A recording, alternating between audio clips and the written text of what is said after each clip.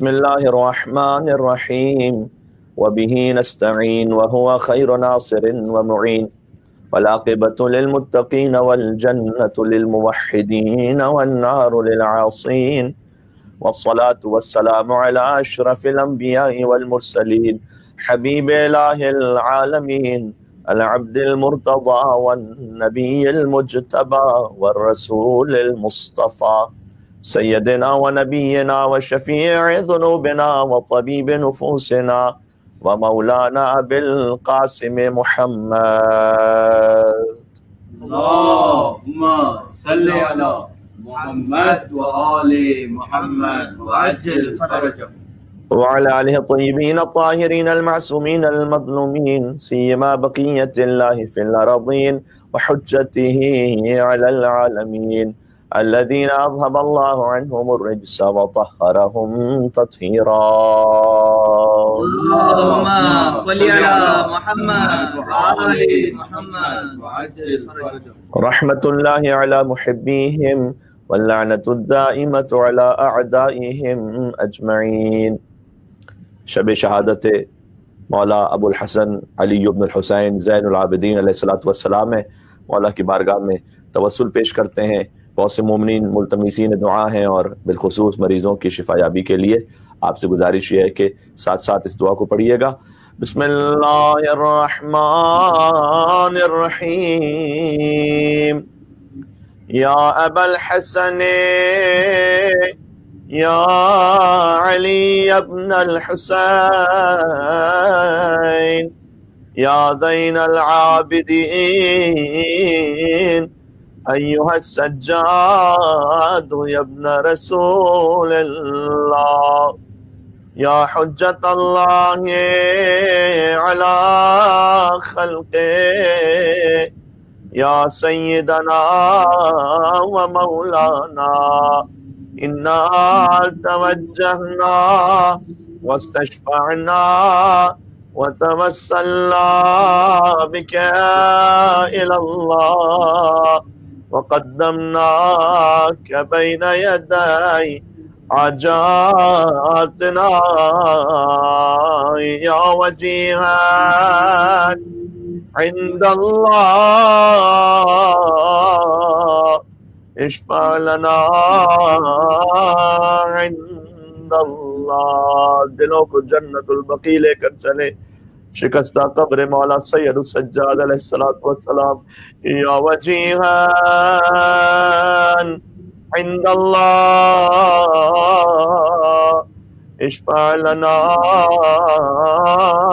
عند اللہ. ایک اور بار ظہور امام کے لیے یا وجیہا عند اللہ اشفع لنا عند اللہ. صلوات بر محمد وآل محمد. اللهم صل على محمد وآل محمد وعجل. أما بعد فقد قال الله الحكيم في كتابه المجيد بسم الله الرحمن الرحيم ولقد كتبنا في الزبور من بعد الذكر أن الأرض يرثها عبادي الصالحون. صلوات على محمد وآل محمد. اللهم صل على محمد وآل محمد وعجل فرجهم. ایک اور گزارش یہ کہ چونکہ آج اختتام مجلس میں تابوت امام زین العابدین علیہ السلام کی زیارت ہوگی، لہٰذا ابتدائی مجلس میں مریضوں کی شفا یابی کے لیے اور بالخصوص ہمارے ایک عزیز ہیں جن کے والد محترم نجف اشرف میں مقیم ہیں، وہ شدید علیل ہیں، ان کی صحت یابی کے لیے کل ایک بچے کے لیے فرات علی جن کا نام ہے دعائیں صحت کی گزارش کی گئی تھی. بہت سے مومنین کمنٹس میں دعائیں لکھتے ہیں اور چاہتے ہیں کہ ان کے مریضوں کے لیے دعا کی جائے. تو تمام مریضوں کی شفا یابی کے لیے اور حاجات کی برابری کے لیے بھی انشاءاللہ آپ سے گزارش ہے کہ 5 مرتبہ میوجیب کا ورد بھی کر لیجئے گا. اختتام مجلس میں تابوت کی زیارت ہے، وہاں دعا کا تفصیلی موقع میسر نہیں آ سکے گا. بسم اللہ الرحمن الرحیم. أَمَّنْ يُجِيبُ الْمُضْطَرَّ إِذَا دَعَاهُ وَيَكْشِفُ السُّوءَ أَمَّنْ يُجِيبُ الْمُضْطَرَّ إِذَا دَعَاهُ وَيَكْشِفُ السُّوءَ أَمَّنْ يُجِيبُ الْمُضْطَرَّ إِذَا دَعَاهُ وَيَكْشِفُ السُّوءَ अम्मन युजीबुल मुफ्तर्रा इज़ा दआहु व यक्शिफुस सू अम्मन युजीबुल मुफ्तर्रा इज़ा दआहु व यक्शिफुस सू अम्मन युजीबुल मुफ्तर्रा इज़ा दआहु व यक्शिफुस सू। सल्लल्लाहु अला मुहम्मद व आले मुहम्मद। अल्लाहुम्मा सल्ली अला मुहम्मद व आले मुहम्मद व अज्जल फरजहुम। मजलिस शहादत अबुल हसन अली इब्न हुसैन ज़ैनुल आबिदीन सय्यदुस साइदीन अलैहि अफ़ज़लुस सलाति व सलाम व आलाफ़ु तहियत व सनाए। लिहाजा आज जो अशरे का मौजू सहीफ़ सज्जादिया के उन्वान से था, तबर्रुकन व तयम्मुनन एक इशारा तो आ सकेगा, लेकिन बहुत से सामीन हो सकता है कि आज की हद तक हमारे साथ उन्होंने हमें ज्वाइन किया हो। लिहाजा इमाम चहरुम की हयात तैयबा का एक इजमाली खाका मैं आज आपकी खिदमत में अर्ज़ करना चाहता हूँ। अमीरुल मोमिनीन अली इब्न अबी तालिब अलैहिस्सलाम दादा है मौला के, और अमीरुल मोमिनीन ही की हयात ज़ाहिरी में इमाम ज़ैनुल आबिदीन अलैहिस्सलाम की विलादत हुई है, यानी सन 38 हिजरी 15 जमादिल अव्वल, जो बर्र सगीर में विलादत की मारूफ तारीख़ है, या 5 शाबानुल मुअज़्ज़म के जो ईरान और इराक़ में ज़्यादा मारूफ तारीख़ है। तो अमीरुल मोमिनीन ने इमाम हुसैन के इस फर्जंद को अपनी आगोश में पाला है, लेकिन 3 बरस ही के सिन में आप अपने जद्दे आला मौला अली मुर्तज़ा से जुदा हो गए, फ़र्क़ अक़दस शिकाफ़ता देखा और मौला की शहादत हुई। फिर इमाम हसन मुज्तबा अलैहिस्सलाम जो इमाम सय्यदुस साजिदीन के ताया भी हैं और ससुर भी हैं, क्योंकि इमाम हसन अलैहिस्सलाम की दुख्तर फातिमा बिन्त हसन ज़ौजा है इमाम ज़ैनुल आबिदीन अलैहिस्सलाम की, जिनके लिए किताब अल काफ़ी में रिवायत मौजूद है कि काना सिद्दीक़ा, वो ऐसी सिद्दीक़ा थी कि लम तुदरक फी आल हसन इमराअतुन मिस्लुहा, कि हसनी सादात में उन जैसी बाअज़मत कोई खातून थी ही नहीं। साहिब करामत बीबी हैं फातिमा बिन्त हसन सलामुल्लाह अलैहा, साहिब करामत बीबी हैं। किताब अल काफ़ी ही की रिवायत है कि बीबी गुजर रही थी एक मकाम से कि एक कच्ची दीवार के पास से वो दीवार गिरने लगी, और बीबी ने अपने दस्ते विलायत से इशारा फरमाया और फरमाया कि ला वहक़ अल मुस्तफ़ा। उस दीवार से कहा कि नहीं, मुस्तफ़ा के हक का वास्ता, मा उज़िन अल्लाह या मा अज़न अल्लाह लका फी सुकूत, अल्लाह ने तुझे अभी गिरने की इजाजत नहीं दी है। यानी अल्लाह अकबर, ये कुन फयकून की मज़हरियत का ऐलान है कि बीबी ने इशारा किया कि ए दीवार, अल्लाह ने अभी तुझे गिरने की इजाजत नहीं दी है। ये मैं हज़रत फातिमा बिन्त हसन जो ज़ौजा इमाम ज़ैनुल आबिदीन अलैहिस्सलाम की, उनकी अज़मत और करामत अर्ज़ कर रहा हूँ। और फिर रिवायत में कि फबकिया मुअल्लकन फिल जव्व, वो फजा में मुअल्लक रही दीवार, हत्ता जाज़त, यहाँ तक कि बीबी वहां से गुजर गई। क्या शान है खानदान इस्मत और तहारत की बीबियों की। कभी फातिमा बिन्त हसन इशारा करे तो गिरती हुई दीवार रुक जाती है, और कभी अली की माँ फातिमा बिन्त हसन तशरीफ लाए तो दीवार काबा शक हो जाती है। नारा हैदरी पर मोहम्मद वाले मोहम्मद सल्लल्लाहु अलैहि वसल्लम।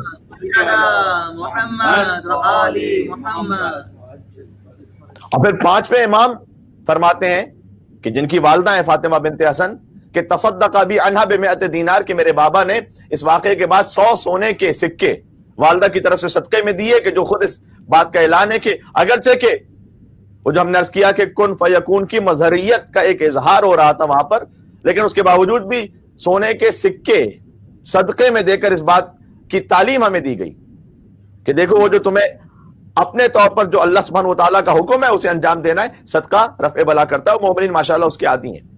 अच्छा, यहीं से एक सवाल का जवाब भी मिल जाता है कि अल्लाह अज़्ज़ा व जल ने इमामत को नस्ल इमाम हुसैन में क्यों रखा। ये एक बड़ा सवाल है, हत्ता है कि एक एतराज की सूरत में भी पेश किया जाता है कि शिया नस्ल इमाम हुसैन अलैहिस्सलाम से तो इमाम मानते हैं, लेकिन नस्ल हसन से इमाम नहीं मानते। तो रिवायात में आया है कि करबला की कुर्बानी का खास फजल था इमाम हुसैन अलैहिस्सलाम पर, और खुद अमाली शेख तूसी में ये हदीस मौजूद है कि अल्लाह ताला अव्वदल हुसैन मिन क़त्ल, अल्लाह अज़्ज़ा व जल ने इमाम हुसैन अलैहिस्सलाम को उनकी शहादत के एवज़ कुछ खास मकामात अता किए कि अंजाल अल इमामत फी ज़ुर्रियत, उनमें से एक मकाम यह था कि अल्लाह अज़्ज़ा व जल ने इमामत को नस्ल इमाम हुसैन अलैहिस्सलाम में रखा है। वह शिफा फी तुरबत, और अल्लाह अज़्ज़ा व जल ने तुरबत हुसैन में शिफा को रखा है। वह इजाबत दुआ इंद कब्र, और अल्लाह अज़्ज़ा व जल ने दुआ की कबूलियत को इमाम हुसैन अलैहिस्सलाम की कब्र मुतहर के पास रखा है। वला तुअद अय्याम ज़ाइरिही जाअन व राजिअन मिन उम्रिही, और امام حسین علیہ السلام کے ظاہر کا یہ مقام رکھا ہے کہ جب وہ جاتا ہے زیارت کے لیے اور پلٹ کر واپس آتا ہے تو اتنے ایام اس کی عمر میں شمار ہی نہیں ہوتے. یہ خاص مقام ہے کہ جو اللہ عز و جل نے عطا فرمایا. تو آپ غور فرمائیے گا کہ یہ خاص فضل ابا عبداللہ الحسین علیہ السلام کو حاصل ہے کہ ان کی نسل میں امامت ہے. لیکن اس کا ایک جواب یہ بھی ہے کہ جو اعتراض اگر کیا جائے کہ بھئی نسل امام حسن علیہ السلام میں امامت کیوں نہیں آگے بڑھی، تو امام حسین کے فرزند علی بن الحسین ان کا ازدواج ہوا ہے مولا حسن مجتبی علیہ السلام کی دختر فاطمہ بنت حسن سلام اللہ علیہ کے ساتھ. تو نہ آل حسین میں کوئی سجاد جیسا تھا اور نہ آل حسن میں کوئی فاطمہ بنت حسن جیسی خاتون تھی. سبحان اللہ سبحان اللہ. تو آل حسین میں بھی مولا سید سجاد ایک انفرادی حیثیت رکھتے ہیں، آل حسن میں بی بی فاطمہ بنت حسن ایک خاص مقام رکھتی ہیں. تو یہ نورانی ازدواج کا نتیجہ ہے امام محمد باقر علیہ السلام. تو غور فرمائیے گا کہ امام باقر علیہ السلام تک پہنچتے پہنچتے نور حسن اور نور حسین دوبارہ مل جاتا ہے امامت میں. یعنی فرزند امام زین العابدین علیہ السلام ابا جعفر محمد ابن علی الباقر علیہ السلام کے وجود اطہر میں نور امام حسن بھی ہے، نور امام حسین بھی ہے. گویا کہا جا سکتا ہے کہ امام زین العابدین کے بعد جو نسل امامت آگے بڑھی ہے وہ حسنی نور بھی ہے اور حسینی خون بھی ہے. سبحان اللہ سبحان اللہ. لہذا مولا کا ایک لقب، خود امام زین العابدین علیہ السلام کا ایک لقب آدم آل محمد بھی ہے. یہ بعض مومنین بھی اس سے واقف نہیں کہ آدم آل محمد خاص امام زین العابدین علیہ السلام کو کہا جاتا ہے. کیوں کہا جاتا ہے عرض کرتا ہوں، مل کے اور صلوات بھیجیے گا مولا کی ذات اقدس پر. اللہم صلی علی محمد و آل محمد وعجل فرجہم. اس لیے کہ جب مولا حسین علیہ السلام، اور فرمائیے گا آدم آل محمد کا تعلق کیا آل محمد کے آدم، اس لیے کہ جب امام حسین علیہ السلام حفاظت اسلام کے لیے کربلا معلیٰ میں تشریف لائے تو کم از کم 72 ساتھی تو انہیں مل گئے تھے. لیکن سید الساجدین علیہ السلام نے اس وقت ذمہ داری سنبھالی ہے جب چند خواتین اور ایک کم سن فرزند کے سوا کوئی تھا ہی نہیں، کوئی نہیں تھا. اور پھر مقصد کو بھی اس طرح بچایا کہ دین بھی رہ جائے اور دین والے بھی رہ جائیں. بعض مرتبہ ہم بھی کسی کھوکھلی جذباتیت میں آ کر کچھ نعرے تو لگا دیتے ہیں، لیکن ائمہ علیہ السلام کا مستقل روش آپ دیکھیے گا. انہوں نے دین والوں کی جان مال عزت و ناموس کی بے پناہ حفاظت فرمائی ہے. اس وقت تک معرض خطر میں نہیں ڈالا، نہ اپنے آپ کو نہ دینداروں کو، کہ جب تک مثلا بیعت کا مطالبہ نہ کر لیا گیا کہ جہاں اصل دین مسخ ہو جائے. ورنہ ائمہ علیہ السلام معمولاً کنفرنٹیشن میں نہیں گئے ڈائریکٹلی، تقیہ بھی سکھلایا اور اس بات کی بھی تعلیم فرمائی کہ حکمت اور تدبر کے ساتھ زندگی گزارو. تو امام زین العابدین علیہ السلام، ان کے ساتھ تو فقط چند خواتین، ایک کم سن فرزند امام محمد باقر علیہ السلام، ان کے علاوہ رہ کون گیا تھا؟ تو گویا یزید کا تو منصوبہ یہ تھا کہ نسل آل محمد کو نعوذ باللہ من ذالک ختم کر دیا جائے. یہ الگ بات ہے کہ انا اعطیناک الکوثر میں اللہ سبحانہ وتعالیٰ کا وعدہ ہے ومکروا ومکر اللہ واللہ خیر الماکرین. تم اپنا مکر کرتے ہو، اللہ اپنی تدبیر چلتا ہے اور خدا بہترین تدبیر کرنے والا ہے. وہ چاہے تو فرعون کے دربار میں بھی حضرت موسیٰ علیہ السلام کو پال سکتا ہے.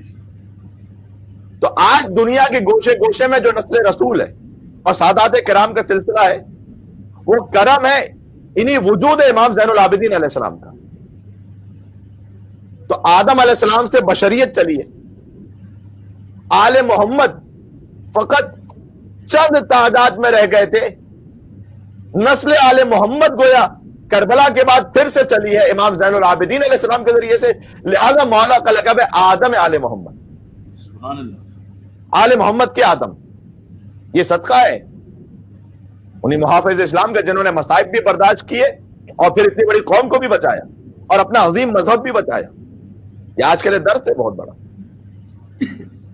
اور اب یہ کہنا پڑتا ہے کہ امویت آ کے دیکھے کہ انا اعطیناک الکوثر کہتے کسے ہیں. سبحان اللہ سبحان اللہ. جن کی نسل میں ایک بھی باقی رہنے کی گنجائش نہیں تھی، ان کی نسل میں آج کتنے ہیں دنیا بھر میں؟ سبحان اللہ. اب اگر امام زین العابدین علیہ السلام کو آدم علیہ محمد تک کہا جائے تو کیا کہا جائے؟ بلکہ میں تو یہ کروں گا کہ حضرت آدم علیہ السلام کی نسل طوفان نوح میں تباہ ہو گئی تھی اور نوح علیہ السلام آدم ثانی قرار پائے. لیکن امام زین العابدین علیہ السلام نے جو نسل چھوڑی اس پر تو کسی طوفان اور سیلاب کا بھی کوئی زور نہ چل سکا. वाह वाह सुभान अल्लाह सुभान अल्लाह। सज्जाद कहीं मरकज इरफान जली है, सज्जाद अजल से ही विलायत का वली है, सज्जाद कभी आदम औलाद नबी है, सज्जाद से ही नस्ल मोहम्मद की चली है, शब्बीर की सूरत ये मोहम्मद का पिसर है, फिर अपने जमाने के मोहम्मद का पिदर है। नारे हैदरी पर मोहम्मद वाले मोहम्मद सल्लल्लाहु अलैहि वसल्लम मोहम्मद वअज्जल फरजहु। क्योंकि इमाम सज्जाद अलैहिस्सलाम मोहम्मद बाकर अलैहिस्सलाम के पिदर है, शब्बीर की सूरत ये मोहम्मद का पिसर है, क्योंकि हुसैन मिन्नी वाना मिन हुसैन, फिर अपने जमाने के मोहम्मद का पिदर है, आजम आले मोहम्मद है। क्या कहना इमाम सज्जाद अलैहिस्सलाम कि जिनकी जिंदगी की हर शय कमाल और मेराज पर है। माँ शहजादी अजम थी, क्योंकि मौला की वालदा के हालात मुख्तलिफ मजालिस और महफिल में अब बयान होते रहते हैं, लिहाजा मैं तफसील में नहीं गया। बीबी शहरबानू सलामुल्लाह अलैहा के हालात जिंदगी पर कि 10 दिन के अंदर मौला की विलादत के 10 दिन के साथ ही बीबी की वफात हो गई थी। और बहुत जाहिर है कि उसकी वजूहात भी अल्लामा ज़ीशान हज़रत जवादी साहब अल्लाह मकामहू ने लिखी है कि क्यों अल्लाह सुब्हानहू व तआला ने एहतिमाम किया। वो आप उर्दू किताबों में भी अवेलेबल है, इसलिए मैं उसकी तफसील में नहीं जा रहा। लेकिन बहरहाल माँ शहजादी अजम है, ईरान की शहजादी है, बाप सरदार जन्नत है, खुद आदम आले मोहम्मद है, सजदा जीनत साजिदीन है, इबादत रौनक आबिदीन है, सुभान अल्लाह, किताब ज़ुबूर आले मोहम्मद है, क्या कहने थे, सुभान सहीफा इंजील अहले बैत है, अल्लाह। और आपकी खामोशी मर्ज़ी परवरदिगार है, और आपका तकल्लुम आप फातिह दरबार बाजार है। नारा हैदरी या मोहम्मद वाले मोहम्मद सल्लल्लाहु मोहम्मद वअज्जल फरजहु। तो इमाम ज़ैनुल आबिदीन अलैहिस्सलाम ही वो हस्ती हैं जिन्होंने खाके शिफा की तस्बीह और सजदगा ईजाद फरमाई। यानी ईजाद फरमाई का मतलब क्या है? यानी खाके शिफा की तस्बीह पहली मर्तबा इमाम ज़ैनुल आबिदीन अलैहिस्सलाम ने बनाई। इससे पहले मासूमा आलम सैयदा कौनैन सलामुल्लाह अलैहा की जिंदगी में तस्बीह का जिक्र जरूर मिलता है, लेकिन वो कब्र हजरत हमजा की खाक थी। इमाम ज़ैनुल आबिदीन अलैहिस्सलाम ने खाके करबला से तस्बीह बनाई, आज जो हर घर में सुन्नत है। अपने दौर में हजरत हमजा सैयद शुहदा थे, तो दादी ने कब्र हजरत हमजा की तस्बीह बनाई, और फिर अब अब्दुल्लाह हुसैन अलैहिस्सलाम सैयद शुहदा हैं, तो मौला ने उनके खाक की तस्बीह बनाई। और फरमाया कि इस खाक की एक खुसूसियत यह भी है कि इस पर तस्बीह पढ़ने वाला, सुभान अल्लाह, इस पर तस्बीह पढ़ने वाला खामोश भी हो जाए तो तस्बीह के दाने खुद जिक्र परवरदिगार करते रहते हैं। और क्यों ना होता, इस खाक में खून हुसैन जज्ब हो जाए, उसका जर्रा जर्रा तस्बीह परवरदिगार नहीं होगा तो क्या होगा फिर। चुनांचे एक बार आपके दस्ते मुबारक में तस्बीह थी और आप महफिल गुफ्तगू थे, और दरमियान गुफ्तगू तस्बीह के दानों को गर्जिश देते जाते थे, तो किसी ने टोक कर कहा कि आप तस्बीह से खेल रहे हैं। तो मौला ने इरशाद फरमाया कि तुझे खाक खबर होगी इस खाक की, ये खाक शिफा तो खुद तस्बीह परवरदिगार कर रही है। मुझे इफ्तिखार आरिफ साहब के चंद मिसरे बहुत मेरे दिल से करीब हैं, जिसमें उन्होंने खाक शिफा का बाद में जिक्र किया, लेकिन उसका मसला यह है कि दलील बैअत फासिक रवा रखी गई थी और मदीने में बिनाए करबला रखी गई थी। पूरी तारीख है इसमें, दलील बैअत फासिक रवा रखी गई थी, मदीने में बिनाए करबला रखी गई थी, और हुसैन आगोश पैगंबर में जब लाए गए थे वहीं बुनियाद तहजीब अज़ा रखी गई थी। नारा हैदरी वहीं बुनियाद है, वहीं तो हुजूर ने गिरिया फरमाया है, सुन्नत रसूल है ना सल्लल्लाहु अलैहि वसल्लम, इमाम हुसैन अलैहिस्सलाम पर गिरिया करना। हम तो अहले सुन्नत उलमा के साथ मुख्तलिफ मीडिया फोरम्स पर होते हैं, हमने खुद उनसे, हम तो ये हदीस बयान करते ही, उन्होंने इन हदीस को बयान किया कि रसूलुल्लाह सल्लल्लाहु अलैहि वसल्लम ने चेहरा इमाम हुसैन को देखकर गिरिया शुरू किया। दलील बैअत फासिक रवा रखी गई थी और मदीने में बिनाए करबला रखी गई थी। सैयद कौनैन सलामुल्लाह अलैहा की शहादत का करबला से रब इससे बेहतर कम से कम मैंने शेर नहीं देखा कोई। حسین آغوش پیغمبر میں جب لائے گئے تھے، وہیں بنیاد تہذیب عزا رکھی گئی تھی، بہت مشکل مراحل آ پڑے تھے راستے میں، سو زاد راہ میں خاک شفا رکھی گئی تھی۔ اس خاک شفا کو جو رواج بخشا ہے، میں بس یہ ہوتا نا پوائنٹرز امام کی زوجہ کے حوالے سے، کیونکہ خاص طور پر نسل امام حسن نسل امام حسین علیہ السلام کے معاملے میں ایک تعلق تھا، لہذا میں نے وہ بات آپ کی خدمت میں عرض کی۔ اور دوسرا پوائنٹ یہ کہ خود خاک شفا اور اس تسبیح کی بنیاد رکھی میرے مولا زین العابدین سید الساجدین علی بن حسین علیہ السلام نے۔ اور یہ بھی گزارش کر دوں کہ خود سرکار ختمی مرتبت کے زمانے میں بھی سجدگاہ کا رواج تھا۔ یہ آپ کو مختلف اسلامی حدیثوں میں تذکرہ مل جائے گا، آج وقت نہیں ہے۔ اور پھر بخاری اور مسلم کی اس حدیث پر تو ابھی گفتگو کا وقت نہیں ہے، لیکن میں حدیث پڑھ دیتا، جعلت لی الارض مسجدا وطہورا، کہ حضور نے یہ فرمایا کہ اللہ نے میرے لیے زمین کو سجدہ کرنے کی جگہ قرار دیا ہے۔ کہ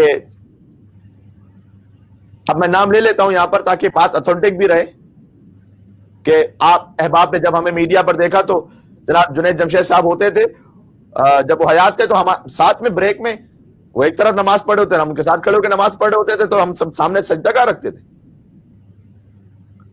تو انہوں نے ایک مرتبہ کہا تھا کہ حضرت یہ آپ آگے کیا رکھتے ہیں سامنے، اور ہم نے جب انہیں بخاری کی حدیث سنائی کہ جعلت لی الارض مسجدا وطہورا، کہ اللہ نے زمین کو سجدہ کرنے کی جگہ قرار دیا ہے، رسول اللہ صلی اللہ علیہ وسلم نے ارشاد فرمایا۔ تو آپ یہ خود بتلائیے کہ جو کارپٹ بچھا ہوا ہے یہ زمین ہے یا کارپٹ ہے؟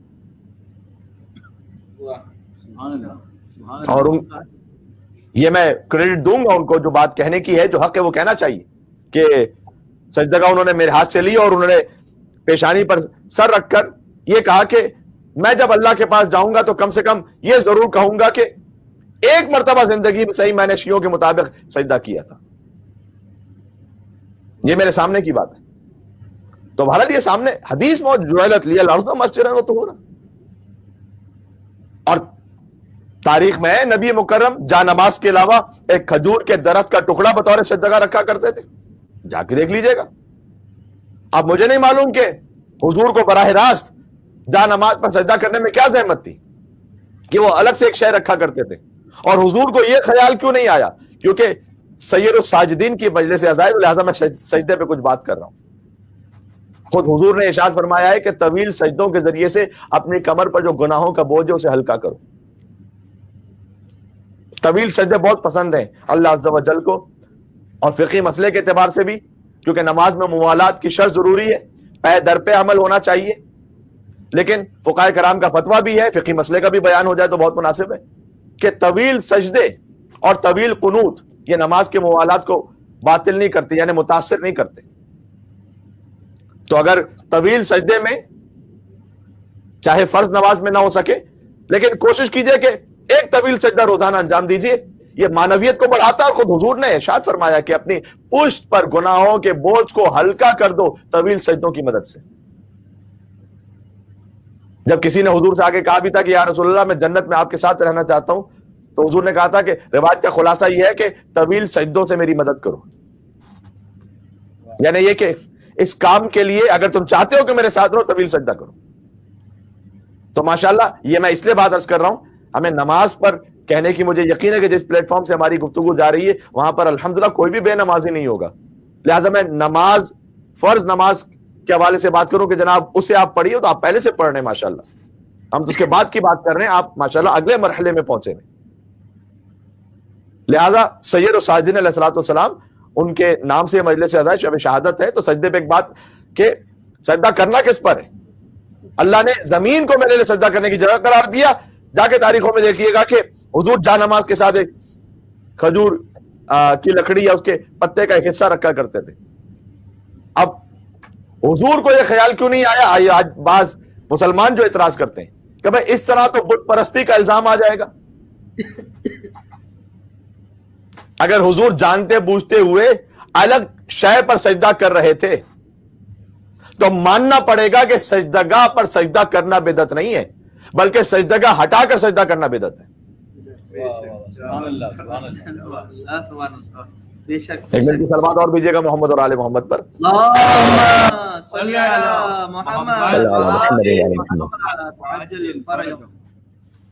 اور اس وقت کے کسی مشرک نے بھی اعتراض نہیں کیا کہ ہم میں اور آپ میں فرق کیا رہ گیا کہ ہم بھی ایک بت کے سامنے جھکتے ہیں، آپ بھی ایک شے کے سامنے جھک رہے ہیں. کسی مشرک نے یہ نہیں کہا کہ بھئی اگر مشرک ہے تو پھر ہم دونوں ہیں، اور موحد ہے تو ہم دونوں ہیں. نہیں، وہ بھی جانتے تھے، وہ جانتے تھے کہ حضور جس شے پر سجدہ کر رہے ہیں اس کو سجدہ نہیں کر رہے، اس پر سجدہ کر رہے ہیں، سجدہ اللہ کو کر رہے ہیں. کیا کہنے، سبحان اللہ سبحان اللہ. بے شک بے شک بے شک. تو یہ اعتراض نہ لے کر آئیے سجدہ پر. مرسل اعظم سجدہ کرتے رہے، نہ کسی صحابی نے ٹوکا، نہ کسی کافر کو اعتراض ہوا. اب یہ خیال آج ہی کہ مسلمان کو کیسے لاحق ہو گیا کہ اس طرح تو بت پرستی کی شکل پیدا ہو جاتی ہے. اور آپ یقیناً متوجہ ہے کہ بت پرستی کے معنی بت کو سجدہ کرنے کے ہیں. سجدگاہ میں سجدگاہ کو سجدہ نہیں ہوتا، سجدگاہ پر سجدہ ہوتا ہے. اگر یہ فرق کل کے کافر کو معلوم تھا تو آج کے بعض مسلمانوں کو کیوں نہیں معلوم؟ تو دو ہی باتیں ممکن ہے کہ یا مسلمان تعصب اور تنگ نظری کا شکار ہیں اور افتراق ایجاد کرنا چاہتے ہیں، یا مسلمان اتنا بھولا اور ناواقف ہو گیا ہے کہ اسے بت اور سجدگاہ کا فرق ہی نہیں معلوم. اسے سجدگاہ خاک شفا اور نعوذ باللہ کسی بت کا اسے فرق ہی نہیں پتا چل رہا. حقیقت تو یہ ہے کہ جو ذہن بت پرستی کے سائے میں پرورش پاتا ہے اسے ہر منزل پر بت پرستی اور شرک نظر آتا ہے، اور وہ مسلمان اگر بت پرستوں کے بجائے بت شکن کا پرستار ہو جاتا تو یہ خیال ذہن میں آتا ہی نہیں. نعرہ حیدری پر محمد والے محمد صلوات اللہم صلی علی.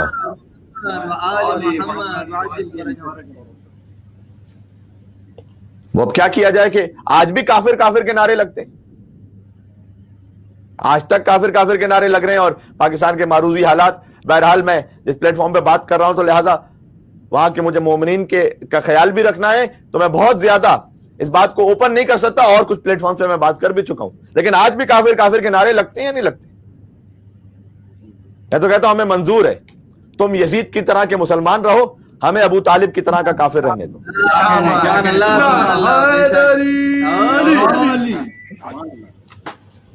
ٹھیک ہے، یہ ہمیں منظور ہے. جب حضرت ابو طالب علیہ السلام کفر کے فتوے سے نہیں بچ سکے تو پھر ہم کس قطار اور شمار میں؟ امام حسین علیہ السلام پر قاضی شورا نے نہیں فتویٰ لگایا تھا کیا؟ یہ جو ہمارے لیے فخر کی بات ہے کہ جو فتویٰ امام حسین علیہ السلام پر سن 60 ہجری میں لگا تھا وہ آج ہم پر لگ رہا ہے. ٹھیک ہے، ہم آپ کے مقدسات کی توہین نہیں کرتے کہ نقص امن کا کہیں خطرہ نہ ہو جائے، ہم بھی پرامن بقائے باہمی چاہتے ہیں. لیکن مسئلہ یہ بھی تو ہے نا کہ آپ کے مقدسات کی فہرست بھی تو روز بڑھتی چلی جا رہی ہے. سبحان اللہ سبحان اللہ سبحان اللہ. معاملہ یہ بھی تو ہے نا. ارے بھائی کہیں تو سٹاپ کرو. آج سے 30 35 سال 40 سال پہلے انٹیریئر سندھ کے مومنین سے پوچھ لیجئے گا، اگر یزید کے باپ کا کہیں نام لے لیا جاتا تھا اسے کتنی توہین سمجھی جاتی تھی. میں 14 سال پرانی بات نہیں کر رہا، 30 40 سال پرانی بات کر رہا ہوں. اب آپ مقدسات بڑھاتے بڑھاتے لے آئیے اور پھر ہم سے بھی تقاضا کیجئے کہ ہم بھی احترام رکھیں. یعنی اب تو یہ کہ صرف یزید باقی رہ گیا، اس سے اوپر کی تو ساری لائن آپ نے کلیئر کر دی ہے. بلکہ ہلکی ہلکی ڈھولکی تو یزید کے لیے بھی بجنا شروع ہو گئی ہے کہ اس کو بھی برا نہ کہو. چونکہ اللہ غفور و رحیم ہے، اللہ نے معاف کر دیا ہوگا. یہ جملے سن رکھے نا آپ نے، اللہ نے معاف کر دیا ہوگا، یزید کو بھی برا نہ کہو. تو میں تو کہتا ہوں کہ پھر آپ کو ہمارے یزید پر لعنت بھیجنے سے کیوں تکلیف ہوتی ہے؟ آپ کے کہنے کے مطابق جب اللہ یزید کو معاف کر دے گا تو ہمیں بھی یزید پر لعنت بھیجنے سے معاف کر دے گا. نعرہ حیدری پر محمد والے محمد صلوات اللہم صلی علی محمد والے محمد. محمد وعجل فرجهم. یعنی یہ میں نہیں کہہ رہا نقل کفر کفر نباشد، یہ تو آپ کہہ رہے ہیں. وہ اللہ جو ایسا غفور و رحیم ہے جو یزید جیسے کو بھی معاف کر دے تو ہمیں تو کنفرم معاف کر دے گا. پھر جب ہم یزید اس کے باپ پہ لعنت بھیجے تو ہمیں تو کنفرم معاف کرے گا. جب یزید جیسے کو معاف کرے تو ہمیں کیوں نہیں کرے گا معاف؟ تو آپ کو کیا تکلیف ہو رہی ہے؟ اچھا اگر یہی بات غور کیجیے گا، کبھی بھی ابو جہل کے لیے نہیں کہتی کہ ابو جہل کو بھی برا نہ کہو، شاید اللہ اسے بھی معاف کر دے. سنا ہے کبھی آپ نے؟ کبھی نہیں سنا ہوگا. ابو لہب کو بھی برا نہ کہو شاید اللہ اسے بھی معاف کر دے. نہیں، عتبہ شیبہ کسی کے لیے نہیں کہتے، یزید کے لیے کہتے ہیں یزید کو برا نہ کہو شاید اللہ نے اس کو معاف کر دیا ہوگا، وہ غفور الرحیم ہے. اس لیے کہ انسان اسی کے حق میں بولتا ہے جس سے اس کی کوئی رشتہ داری ملتی ہے. کیا کہنے سبحان اللہ سبحان اللہ. آج تک وہ رشتہ جڑا ہوا ہے کہ بھائی یزید پہ لعنت نہ بھیجو. آپ کو مبارک ہو اس طرح سے، آپ وہ اس جیسے مسلمان بن جائیے. ہمیں ابو طالب علیہ الصلوۃ والسلام جیسا کافر رہنے دیجیے. آپ کے قول کے مطابق ہمیں فخر ہے اس بات.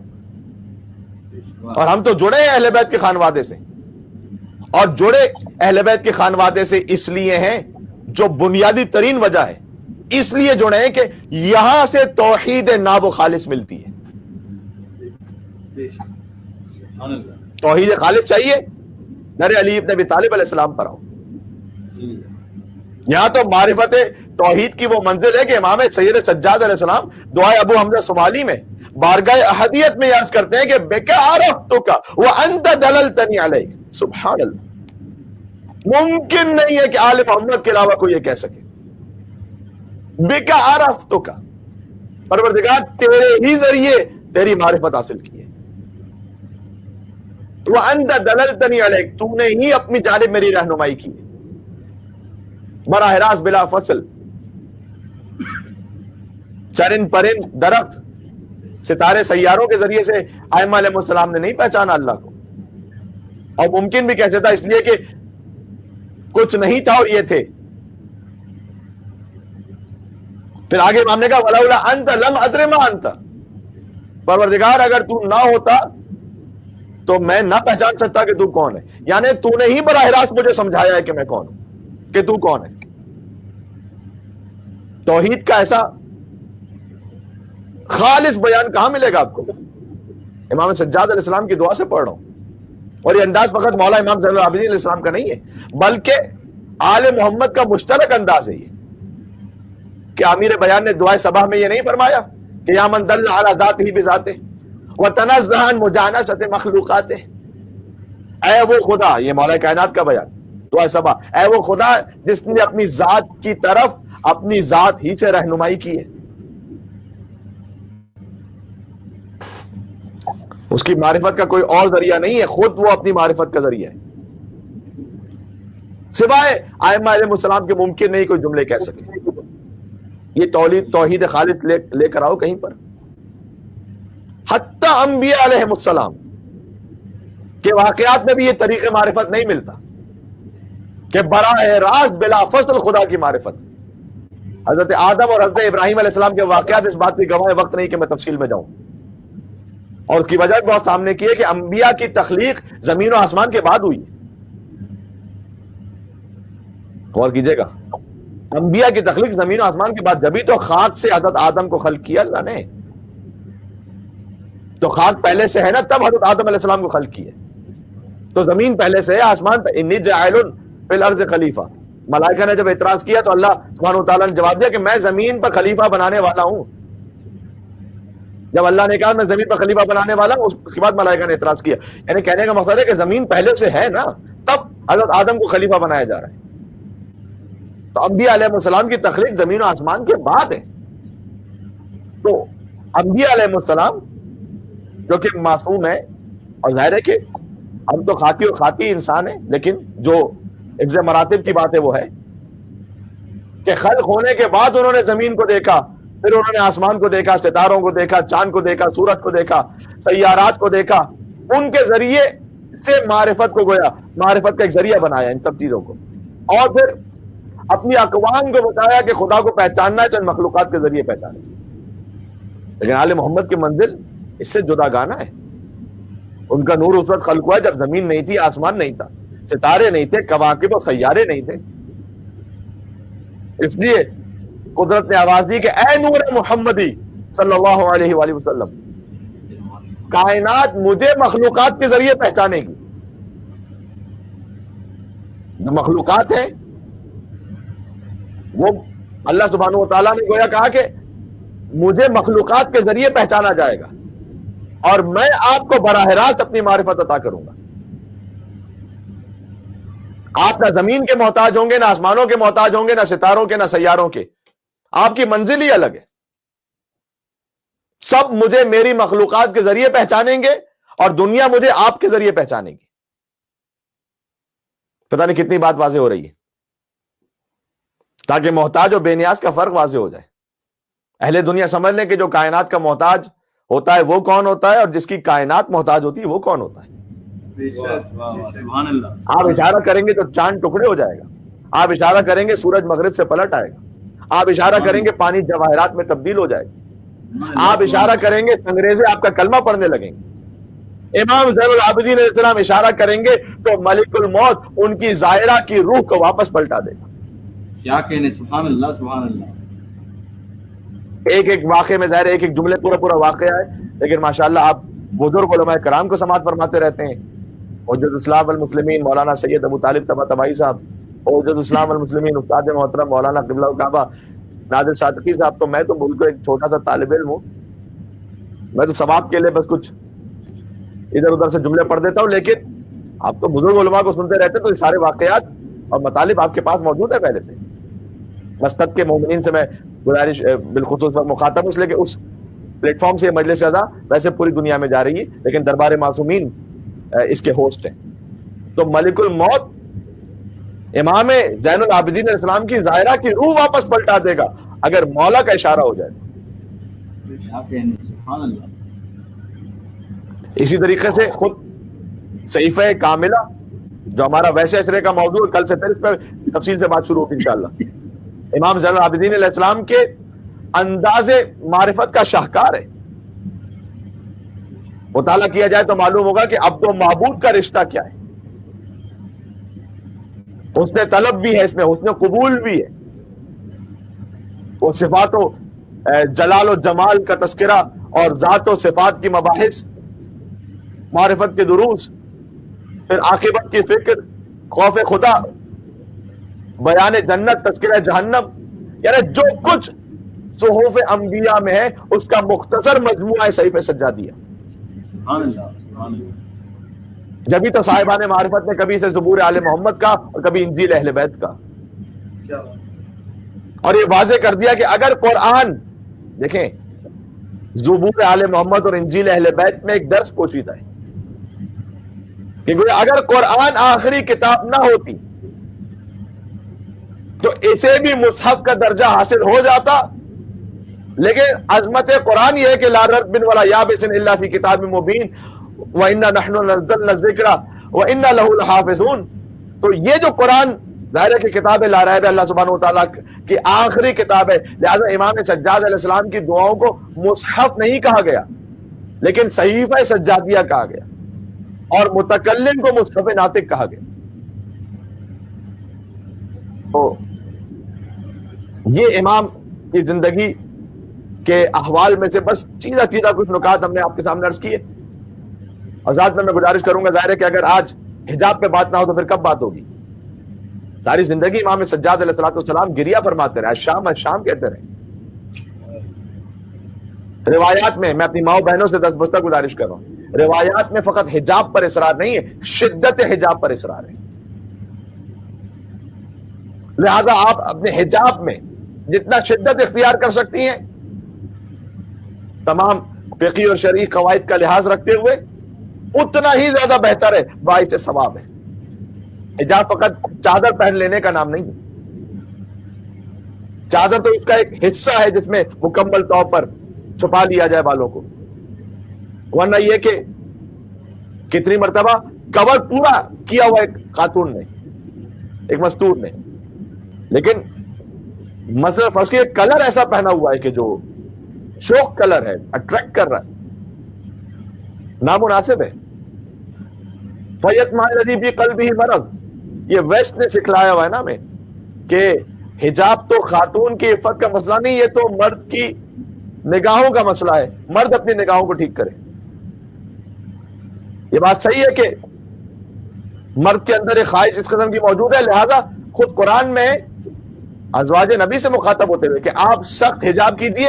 فَيَطْمَعَ الَّذِي فِي قَلْبِهِ مَرَضٌ، ہوگا کوئی ایسا، اور سنگولر استعمال کیا، مرض ایک شخص فیطمع الذی فی قلبہ مرض، یعنی الذین نہیں کہا، ایک شخص بھی اگر ایسا ہو باہر کہیں کہ جس کے دل میں مرض ہے، آپ اپنی عفت کی حفاظت کیجیے، اسے اپنی نظر کا اور اپنی خیانت کا حساب دینا ہے اللہ عز و جل کے پاس بلا شک۔ لیکن اس خاتون محترمہ سے یہ کہا گیا، اور بالخصوص دیکھیں اس کی مثال بڑی سادہ ہے، آپ پیٹرول اسٹیشن پہ جاتے ہیں، وہاں پر ممنوع ہے سگریٹ نوشی کرنا۔ اب پاکستان یا انڈیا کے حالات میں تو پھر جہاں کہیں کوئی ممنوع کا بورڈ لگا ہوتا ہے اسی کے سامنے لوگ وہ کام کر رہے ہوتے ہیں، لیکن عام حالات میں یہ ممنوع ہے، لکھا ہوتا ہے نو اسموکنگ کراس۔ اور شاید ہی آپ نے کسی کو دیکھا ہوگا کہ باقاعدہ پیٹرول اسٹیشن پہ وہیں قریب میں سگریٹ نوشی کر رہا ہو، نہیں کرے گا وہ۔ تو کیا جب بھی سگریٹ نوشی کی جائے گی پیٹرول اسٹیشن پہ تو کیا خدا نخواستہ کوئی حادثہ ہو جائے گا؟ نہیں، کوئی ضروری نہیں حادثہ ہو۔ 1000 میں ایک واقعہ شاید ایسا ہوگا کہ اگر کہیں سگریٹ نوشی کی جائے تو واقعہ ہو جائے گا۔ 1000 میں ایک دفعہ بچنے کے لیے 999 پہ پابندی لگا دی گئی کہ خبردار، not allowed, smoking is not allowed, absolutely not allowed. کیوں 1000 میں ایک دفعہ کیا ریشو بنتا ہے؟ نہیں، اس لیے کہ اگر واقعہ ہوگا تو اتنا زیادہ خطرناک ہو سکتا ہے کہ اس کا ڈیمیج کنٹرول پہ نہیں ہو سکے گا۔ لہذا حجاب کے معاملے میں فقط میں آپ سے عرض کرتا ہوں واجب پہ نہ رکے، اس سے آگے بڑھنے کی کوشش کی۔ شدت حجاب کا ماشاءاللہ ہم نے مومنین مسقط میں جو مومنین ہیں ہمیں جو اطلاعات ملتی ہے، ہم آپ کے پاس مجلس پڑھنے کے لیے پہلے حاضر بھی ہو چکے ہیں، کافی اچھا حجاب کے اعتبار سے اہتمام ہوتا ہے، لیکن امام سید سجاد علیہ السلام کی مجلس میں اس بات کو بیان کرنا ضروری ہے۔ لا دین لمن لا حیا لہ، کتنی احادیث حیا پر موجود ہیں کہ حیا ہے تو زینت اسلام ہے، حیا ہے تو گناہوں کی مغفرت ہے۔ یہ ساری احادیث پڑھ رہا ہوں۔ حیا ہے تو پھر دین ہے، جس کے پاس حیا نہیں اس کے پاس دین نہیں۔ ایک حیا کا ہونا، ایک شرم کا ہونا، مردوں میں بھی اس حیا کا ہونا۔ ویسٹرن ورلڈ میں آتے آتے اور اس کا اثر لیتے لیتے اب ہمارے جوان بھی گھروں کے اندر کبھی گھروں سے باہر وہ شارٹس میں گھوم رہے ہوتے ہیں۔ ٹھیک ہے، حرام نہیں ہے، میں نے اس کی حرام نہیں، لیکن جب یہ آج ہماری نسل کو شارٹس پہ لے آئے تو ہمارے بچے پھر کیا پہنیں گے؟ تو ایک حیا، ایک ڈیسنسی، ماڈریشن، اور وہ بھی کہ جو واجب کی حد تک ہے وہ تو پھر واجب ہے، میں تو اسے آگے بڑھ کے بات کر رہا ہوں، اور اس کا یقیناً ثواب اور اجر ہے۔ لہٰذا میری ماؤں بہنوں سے دستبستہ گزارش ہے، میں بار بار یہ لفظ اس لیے استعمال کر رہا ہوں کہ آپ محسوس کر سکیں کہ میں انشاءاللہ پورے خلوص نیت کے ساتھ آپ سے عرض کرنا چاہتا ہوں۔ غور فرمائیں، اور یہ بھی حقیقت ہے کہ امام زین العابدین علیہ الصلوۃ والسلام وہ کہتے رہے الشام الشام، یہ مصائب کا جملہ بھی ہے اور ساتھ میں درس لینے کے لیے بھی بہت ضروری ہے۔ حسین ابن علی علیہ السلام کے بعد یہ بات شاید کم مومنین جانتے ہوں، اگر کسی کی اولاد کو مسلسل قتل کیا گیا ہے تو وہ عابد بیمار ہے۔ مولا کی اولاد، ان کی نسلیں، بنی امیہ نے قتل کیا، بنی عباس نے قتل کیا، بادشاہوں نے قتل کیا، ڈھونڈ ڈھونڈ کے قتل کیا۔ زید شہید اور زید شہید کی اولاد کو چن چن کے قتل کیا گیا۔ امام زین العابدین علیہ السلام اگرچہ کہ آدم آل محمد ہے، ابھی ہم نے عرض کیا، لیکن اس کے باوجود بھی ان کی نسلوں میں بہت شہادتیں۔ تاریخ ائمہ گواہ ہے کہ آپ کی نسل میں جتنے شہید گزرے کسی امام کی نسل میں اتنے شہید نہیں گزرے۔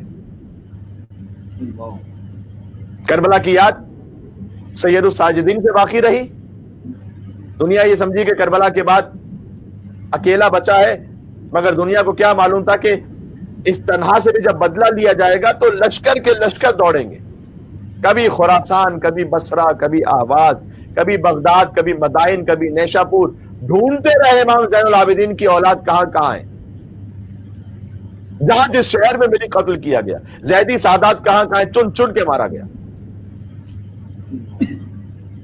یہاں تک کہ مظلومیت کا وہ دور بھی آیا کہ مولا عابد بیمار علیہ السلام کی اولاد تقیے کی وجہ سے اپنا تعارف نہیں کروا پاتی، یہ میں اس لیے بھی عرض کر رہا ہوں کہ میری مائیں بہنیں سنیں کن سختیوں کے ساتھ دین ہم تک پہنچا ہے. آج ہمارے لیے ایک بنیادی حجاب کرنا مشکل ہو گیا ہے. اور حجاب میں جس طرح سے جب باہر جائیں نامحرم کے سامنے ہو یا گھر میں بھی اگر نامحرم ہے تو جو قدموں کا حجاب وہ بھی واجب ہے.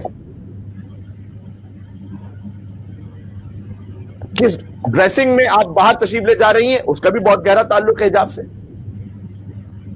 تو حجاب کا مطلب پھر عرض کر دوں کہ فقط ایک چادر اوڑھ لینا نہیں ہے, وہ مکمل حجاب شرعی جس پر بی بی زینب کبریٰ سلام اللہ علیہا راضی ہے, جس پر مولا عابد بیمار علیہ الصلوۃ والسلام, مولا سید الساجدین علیہ الصلوۃ والسلام راضی. اتنے قربانیاں دی مولا کی اولاد اور نسلوں نے کہ تقیہ کی وجہ سے تعارف نہیں کروا پاتی کہ ہم کس کی نسل سے ہیں. ایک وقت یہ بھی آیا کہ مثلا کہیں ازدواج ہوا, جب اولاد ہوئی تو بچوں کو یہ نہیں معلوم تھا کہ ہمارا باپ سید سجاد کا پوتا ہے. یہ تاریخ میں ہے عزیزان گرامی, میں کیا عرض کروں. اور یہ تاریخ جو کہ کم مومنین تک شدت سے پہنچی, لہٰذا ہم نے مناسب سمجھا کہ اس مجلس میں اسے بھی بیان کیا جائے, اور میں یہیں سے ربط مسائل دوں گا اس کے. حضرت عیسیٰ ابن زید کے حالات پڑھ لیجیے. زندگی گزاری, حضرت عیسیٰ ابن زید ہیں, امام زین العابدین صلی اللہ علیہ وسلم کے پوتے ہیں. زندگی گزاری سقائی کرتے کرتے. کوفہ میں ایک اونٹ لے لیا, پانی سے مشکیں بھر لیں, مشکوں کو اونٹ پر لادا کرتے تھے اور پھر ایک ایک گھر میں پانی پہنچاتے تھے. ایک عام سکا کی طرح زندگی گزاری. پھر جو کچھ ملتا رہا اس سے بچوں کا گزر بسر کرتے رہے, یہاں تک کہ جب ان کی بیٹی بڑی ہو گئی تو کوفے والوں کو نہیں پتا تھا کہ یہ کون ہے. کوفے والوں میں سے ایک شخص نے آ کر ان کی زوجہ سے کہا کہ ہم آپ کی بیٹی سے اپنے بیٹے کا نکاح کرنا چاہتے ہیں. اور وہ تھے کوفہ والے, اور کوفہ والے کا معنی میں کہ عقیدے کے اعتبار سے کچھ اور تھے, وہ حتیٰ دشمنان اہل بیت میں سے تھے, یعنی یا کم سے کم اہل بیت کو امام کی حد میں نہیں مانتے تھے. ہم آپ کی بیٹی سے اپنے بیٹے کا نکاح چاہتے ہیں. اچھا, زوجہ خوش ہو گئی. شاید بظاہر اس واقعے سے ایسا محسوس ہوتا ہے کہ زوجہ کو بھی نہیں پتا تھا کہ یہ پوتے ہیں امام زین العابدین علیہ السلام کے. اور جب گھر میں تشریف لائے تو زوجہ نے کہا مبارک ہو, ہماری بیٹی کے لیے ایک پیغام آیا ہے.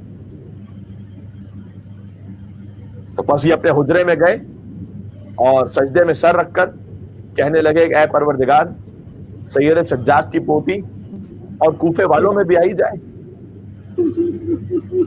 بس مالک میری بچی کا دم نکل جائے. مجھے سمجھ میں نہیں آتا اس میں رونا چاہیے کیا کیفیت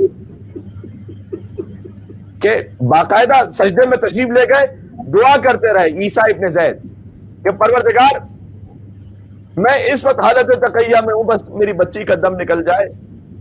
میں یہ کیسے ضبط کروں کہ سید سجاد کے خانوادے سے کوئی بی ہو اور وہ کوفے والوں میں بھی آئی جائیں. تو روایت کہتی ہے کہ ابھی سجدے سے سر نہیں اٹھایا تھا کہ باہر آ کر دیکھا تو بچی نے دم توڑ دیا تھا, اور ماں فریاد کرنے لگی تو یہ کہہ کر تسلی دی کہ اللہ کی یہی مرضی تھی. سبحان اللہ. عابد بیمار کے اب میں ایک جملہ عرض کرنے لگا ہوں, پتہ نہیں کتنی بات پہنچے گی. میں کہہ رہا ہوں عابد بیمار کے پوتے برداشت نہ کر سکے کوئی کوفی ان کی بیٹی کو اپنے ازدواج میں مانگے. کیا گزری ہوگی مولا سجاد پر جب یزید کے دربار میں کسی نے سکینہ کو اپنی کنیزی میں مانگا تھا.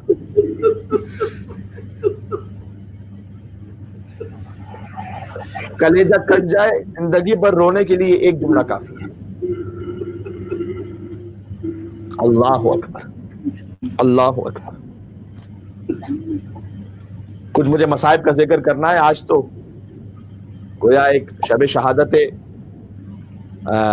سید الساجدین حسین کے سب سے بڑے عزادار کی شب شہادت ہے. شب عاشور کی کیفیت ہونی چاہیے آج.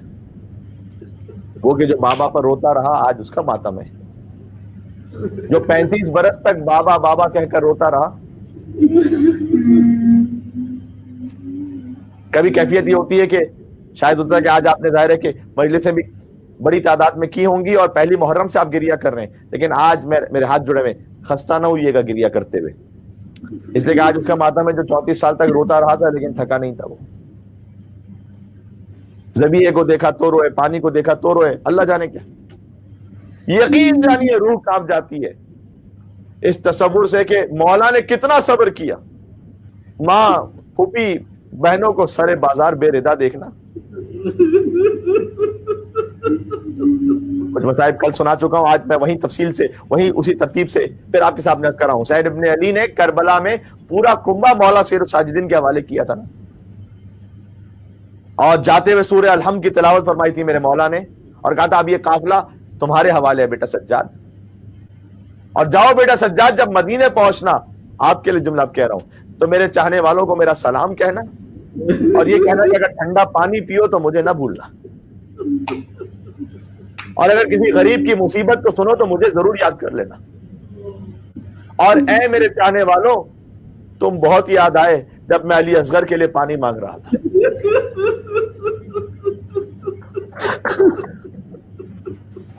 लैतकुम फी यौम आशूरा जमीअन तंजुरूनी कैफ अस्तस्कील तिफ्लिन फअबौ अन यरहमूनी। मुजरई खल्क में इन आंखों से क्या क्या देखा, पर कहीं सिब्ते पैगंबर सन आका देखा। जुल्म ए मुजरई सज्जाद ने क्या क्या देखा, घर लुटा कैद हुए बाप का लाशा देखा। बेड़ियां देखी तो फैला दिए आबिद ने कदम, सर को निहोड़ा जब तौक का हल्का देखा। शाम में लोग ये कहते थे कि आज आंखों से बेरिदा हमने सारे दुख्तरे ज़हरा देखा।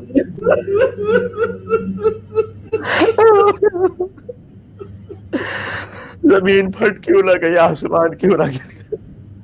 सैयद साबिरीन मेरे मौला, आप पर हमारे हजारों सलाम हो मौला, जो हमारे लिए पढ़ना और सुनना मुश्किल है, आपने बाजार कूबा और शाम में कैसे देखा मौला। शाम में लोग ये कहते थे कि आज आंखों से बेरिदा हमने सारे दुख्तरे ज़हरा देखा। बेरिदा खल्क ने उस बीबी के सर को देखा जिसकी मादर का किसी ने न जनाजा देखा। जब मौला दरबार में थे तो एक जुमला इतना सख्त है लेकिन मख्तर में लिखा हुआ है, अल्लाह जाने मसाइब के क्या पहाड़ थे कि सैयद सज्जाद की ज़बान मुतहर पर यह जुमला आ गया, या लैत उम्मी लम तलिदनिल यौम। काश कोई अरबी में से समझ सके। मौला कहते हैं काश आज के दिन के लिए मेरी माँ ने मुझे न चुना होता।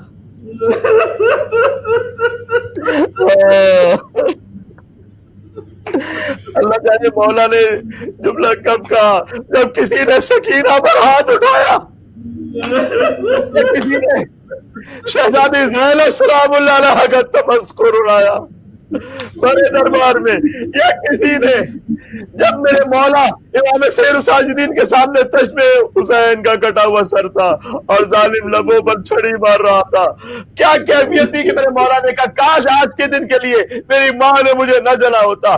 शाम के जिंदान में अपनी फूल जैसी बहन सकीना को दफनाया मेरे मौला ने। मौला के मसाइब है ना ये। देखें जिंदान शाम में जनाने शाम को इजाजत नहीं थी कि कोई भी बच्ची को दफनाने के लिए आए। मेरे गरीब इमाम ने कब्र खो दी है, शाम के कैद खाने में अपनी बहन को दफनाया।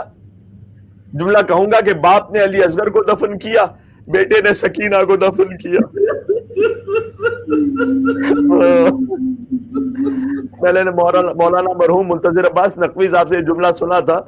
वो कहते थे कि जरा सोचो, कुछ बातें होती हैं पढ़ने की लेकिन बैनो सुतूर समझने की भी। सैयद सज्जाद ने अपनी खार सकीना को दफन किया, ये तो हमेशा सुनते हो, लेकिन सोचो जिसके हाथों में हथकड़ियां हो उसने कब्र कैसे बनाई होगी। जिसके गले में तोक हो, पैरों में बेड़िया, कमर में लंगर हो, उसने कब्र कैसे बनाई। या जिन हाथों में हथकड़ियां थी उन्हीं हथकड़ियों से खुरच खुरच कर जिंदान में सकीना का लाशा दफनाया। ऐ हजरत हुज्जत मौला इमाम ज़माना, आप हमारा पुरसा कबूल फरमाइएगा। आज की शब यकीनन आप जन्नतुल बकी की शिकस्ता कब्र सैयद सज्जाद में तशरीफ फरमाओगे और आप भी सज्जाद की तरह कह रहे होंगे अच्छा अच्छा अच्छा। जैसे इमाम ज़माना ज़ियारत नाहिया पे जो फरमाते हैं कि मैं आंसू के बजाय खून के आंसू रोता हूँ, और जब किसी आरिफ ने इमाम से मुलाकात की तो مولا نے یہی کہا تھا کہ نہ اکبر کے کلیجے پر خون کے آنسو، نہ حسین کے پامال لاشے پر، نہ عباس کے قدے شانوں پر، جو اصل خون کے آنسو تھے کہ زینب سلام اللہ علیہ کا دربار۔ یقیناً امام زمانہ علیہ السلام بھی اپنے جد سید الساجدین اللہ اکبر ان کی قبر مطہر پر بیٹھ کر کے فریاد کر رہے ہوں گے، اے مولا آپ کے جد سید الساجدین۔ لکھا ہوا ہے تاریخوں میں، جب مولا کسی محفل میں بیٹھتے تھے نا امام زین العابدین، تو عبا کو پھیلا کر اپنے پاؤں پر ڈال دیتے تھے۔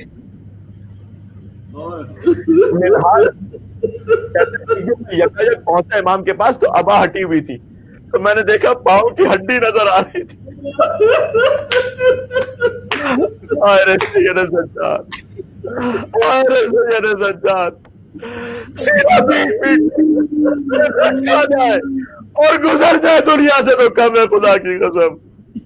منہال نے دیکھا پاؤں کی ہڈی نظر آ رہی ہے۔ منہال کہتے ہیں میں نے کہا فرزند رسول یہ گوشت کیوں نہیں ہے پیروں میں؟ فرمایا کربلا سے کوفہ، کوفہ سے شام، مجھے جس علاقے پر بٹھایا گیا تھا میری پنڈلیوں کو اونٹ کے شکم سے باندھ دیا گیا تھا۔ عرب کا گوشت اونٹ پر دوڑتا ہے، سید سجاد کا گوشت ختم ہو گیا، ہڈیاں۔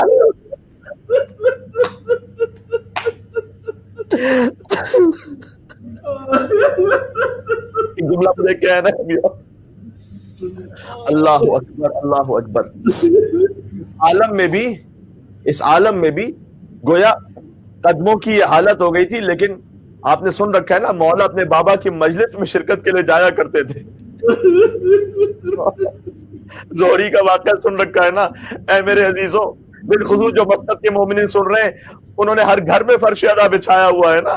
آپ بھی ہماری طرح اس غربت میں، میلبرن میں، یہاں پر بھی ہر مومن کے گھر میں فرش ادا، کوئی ادب سے بیٹھ کر لوگ فرش پہ بیٹھ کے مصائب سنتے ہیں۔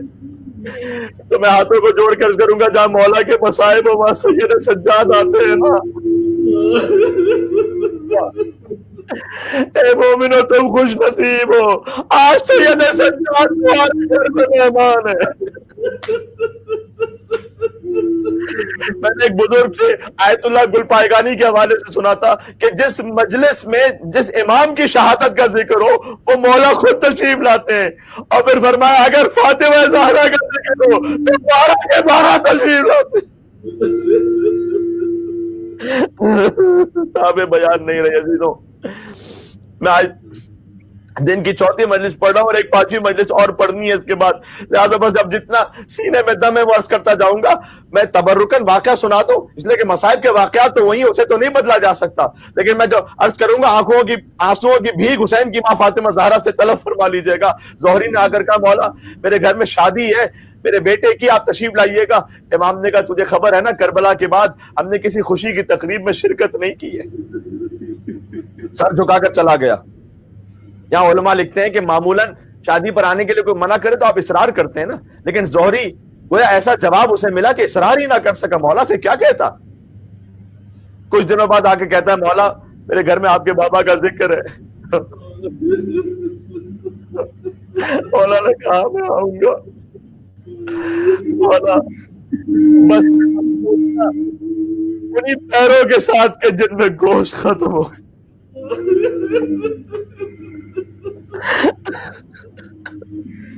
جن میں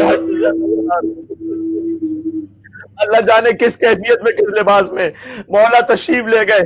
زہری کے گھر پہ پہنچے، صدر مجلس میں اس نے بٹھایا، مولا تشریف لائے، اور جب خطیب نے ذاکر نے جو بھی مداح تھا وہاں پر اس نے مصائب کے اشعار پڑھنا شروع کیے، اتنا گریا ہوا کسی کو کسی کا ہوش نہ رہا، اس لیے کہ جب آج ہم مجلس میں مصائب سنتے ہیں اب تو ضبط نہیں ہو پاتا۔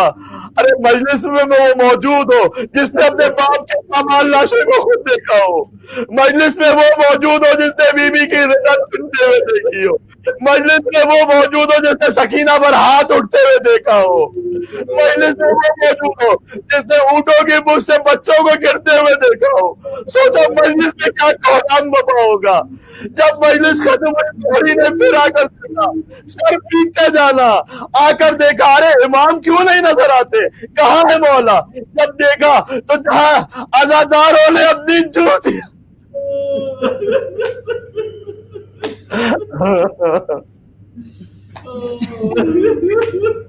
اپنی لالے اتاری تھی.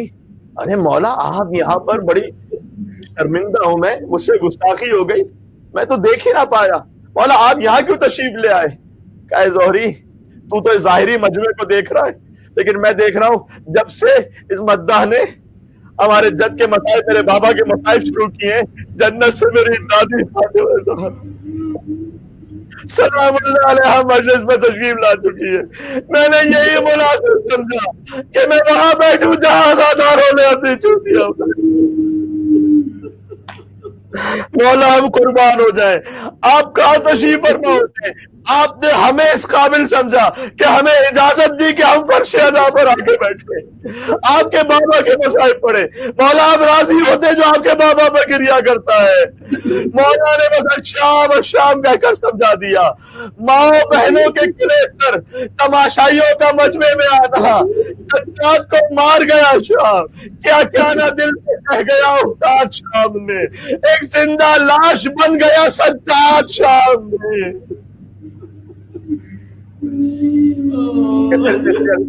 مائیں بہنیں حجاب کے لیے انشاءاللہ محتاط رہیں گی. اس فقیر سے بس آج اس بات کو قبول کر لیجئے گا, زندان شام میں یہ غمبی کے بندے ہاتھوں کے ساتھ بہن کو دفنایا, خون بھرا لاشا, جلا ہوا کرتا, کانوں سے لہو, منہ پر تماچے. جو بابا بابا کہنے والی تھی وہ گزر گئی. سجاد نے اپنی بہن کو دفنایا. اے بہن سکینہ, تم پوچھا کرتی تھی کہ بھیا ہم کب رہا ہو کر جائیں گے, اب آپ کی تدفین بھی اسی زندان شام میں ہوگی. نہ غسل دیا اور نہ کفنایا بہن کو, بھائی نے بندے ہاتھوں سے دفنایا بہن کو. بس عزیزوں میں اختتام تک لے آیا, ابھی بیان نہیں رہی. اب امام کا یہ عالم ہے کہ دن ہے تو رونا ہے, رات ہے تو رونا ہے, کھانا دیکھا تو روئے, پانی آیا تو روئے. کیسے کھاؤ میرا بابا بھوکا ذبح ہو گیا, کیسے پانی پیوں میرا باپ پیاسا مار دیا گیا. وضو کا پانی سامنے آیا تو اتنا روئے کہ پانی دو چند ہو گیا. دنیا سے یہ گریہ بھی برداشت نہ ہو سکا سید سجاد کا. اور ظالم ولید ابن عبد الملک نے محرم سن 95 ہجری مولا کو زہر دیا, 25 محرم الحرام آ گئی.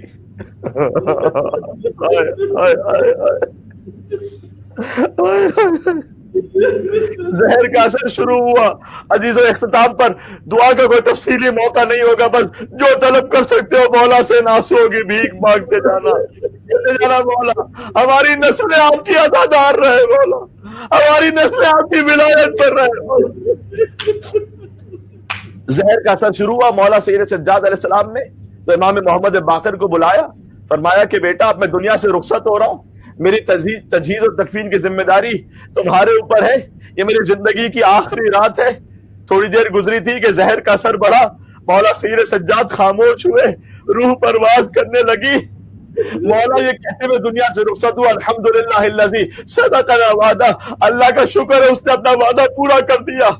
امام محمد باقر فرماتے ہیں میں نے اپنے بابا کے پاس جب تڑپ کر پہنچا تو مجھے محسوس ہوا کہ میرے بابا کے سرہانے میرے دادا حسین ابن علی کھڑے ہیں اور کہتے ہیں آؤ بیٹا سجاد, تمہارا بابا تمہارا انتظار کر رہا ہے.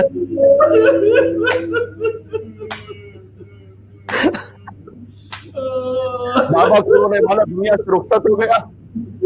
تابوت میں ایک جملہ کہہ دوں میں اور پھر انشاءاللہ روئیں گے اور مسائل میں ماتم کریں گے انشاءاللہ. نوحے میں مدینہ میں شہادت کی خبر پھیلی مولا کی. چاروں طرف کوہرام, پرسا دینے والوں کا ہجوم, رونے والوں کا مجمع, نماز جنازہ ادا کرنے والوں کا ازدحام. یعنی آج مدینہ کا رنگ ہی کچھ اور ہے. ورنہ جانتے ہو نا اسی مدینہ میں سیدہ کے جنازے کے ساتھ کیا ہوا تھا, سجاد کی دادی کے جنازے کے ساتھ, حسن مجتبیٰ کے جنازے پر کتنے تیر برسے تھے. لیکن آج مدینہ میں بیمار کے گریے کا اثر ہے.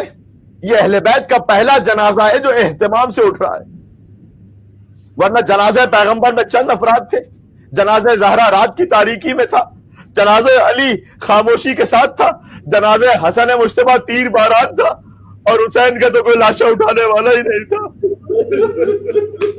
ایک بیمار تھا لیکن ہاتھوں میں ہتھکڑیاں تھی، پیروں میں بیڑیاں تھی، خاک کربلا پر ادھر کے سوار ادھر، ادھر کے سوار ادھر۔ آج پہلا موقع تھا جب امام محمد باقر نے غسل و کفن دے کر جنازہ رکھا تو نماز پڑھنے والوں کا ہجوم تھا، آسمان سے ملائکہ کی تکبیروں کی آوازیں آ رہی تھی، ہر طرح شور و گریہ بکا تھا۔ اگر عزادارو کہ آپ سمجھتے ہیں یہ منظر دیکھ کر روح سید سجاد مطمئن ہو گئی ہوگی، یا سجاد نے اسی تابوت سے کربلا کا رخ کیا ہوگا جب مولا کا تابوت اہلیان مدینہ کے کاندھوں پر جنت البقیع کی طرف چلا تو کیا کیفیت ہوگی؟ سجاد کا تابوت بقیہ کو کھڑا تھا، زنجیر کے زخموں سے مگر خون آیا تھا۔ بیمار امام نے تابوت سے کربلا کا رخ کر کے آواز دی ہوگی، بابا یہ آپ کا لال آپ کا شرمندہ ہے، آج میرے جنازے پر یہ مجمع ہے، میرا تابوت اٹھانے والے اتنے لوگ ہیں، مگر کل جب کربلا میں رخصت ہو رہا تھا تو آپ کا جنازہ کھا کے گھر میں کربلا پر تھا، نہ کوئی میرے علاوہ رونے والا تھا، نہ کوئی دفنانے والا تھا۔ اب آپ اتنا ضرور ہے جب آپ کے لاشے کو قبر میں اتارا تھا 2 ہاتھ برآمد ہوئے تھے، آواز آئی تھی لاؤ بیٹا زین العابدین، میری امانت میرے حوالے کر دو۔ سلام اس پر کے جو قیدی بھی ہے بیمار بھی، پاؤں میں ہے آبلے اور آبلوں میں خار بھی، بے ردا سیدانیہ اس پر ستم بازار بھی، یہ امام وقت ہے اور قابلہ سالار بھی، او سلام اس پر کے جو قیدی بھی ہے بیمار بھی۔